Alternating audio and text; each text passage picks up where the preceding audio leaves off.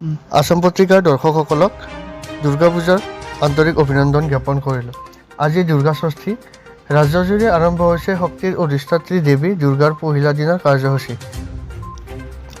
আৰম্ভ হৈছে নলবাৰী জিলাৰ বৰভাগ পূব উত্তৰ বৰভাগ সাৰ্বজনীন শ্ৰী শ্ৰী দুৰ্গা পূজা।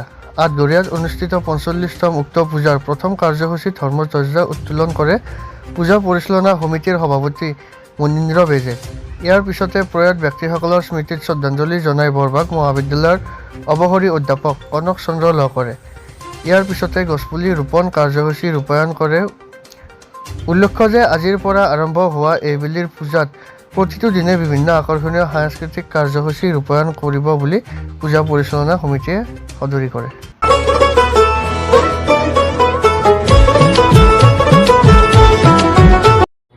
ধন্যবাদ জনাইছোঁ।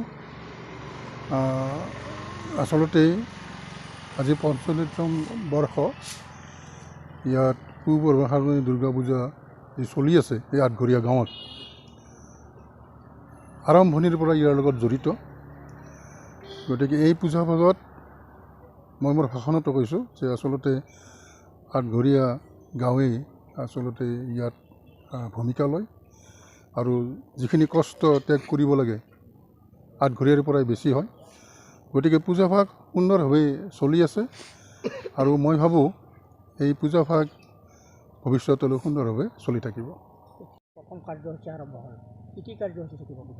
চাওক, আমাৰ আজি গৌৰৱোজ্জ্বল ৪৫তম বৰ্ষ আঠঘৰীয়া শ্ৰী শ্ৰী দুৰ্গা পূজা, সাৰ্বজনীন দুৰ্গা পূজা।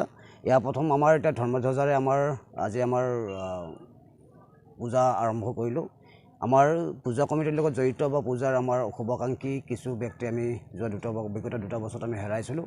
তেখেতসকলৰ প্ৰতি আমাৰ শ্ৰদ্ধাঞ্জলি জ্ঞাপন কৰা হয়। আমি শ্ৰদ্ধাঞ্জলি জ্ঞাপন কৰিবৰ কাৰণে আমাৰ মোৰ কাষতে থকা কনক লহকৰ দেৱ ডাঙৰীয়া মুৰব্বী অধ্যাপক প্ৰাক্তন মুৰব্বী অধ্যাপক বৰভাগ মহাবিদ্যালয়ৰ তেওঁক নিমন্ত্ৰণ জনাইছিলোঁ।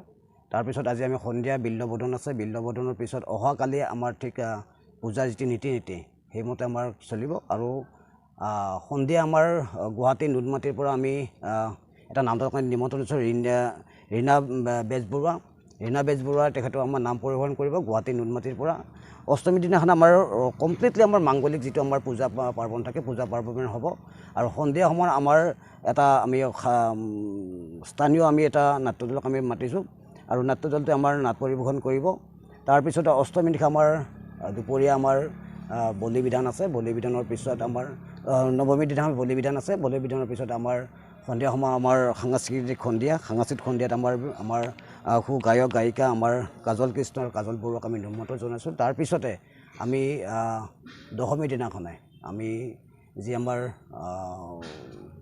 পূজাভাগ আছে পূজাভাগ কৰি উঠি আমি পূজাভাগ কৰি উঠি আমি অপৰাজিতা আৰু বলয় দেৱীৰ ওচৰত দি সকলো ৰাইজৰ অসমবাসী ৰাইজৰ লগতে আমাৰ সমূহ বৰভাগবাসী গাঁওবাসী ৰাইজৰ লগতে অসমবাসী ৰাইজৰ মংগল কামনা কৰি আমি দেৱী মাক আমি বৰলীয়া নৈত বাৰঘাটত আমি বিসৰ্জন দিবৰ কাৰণে যাম।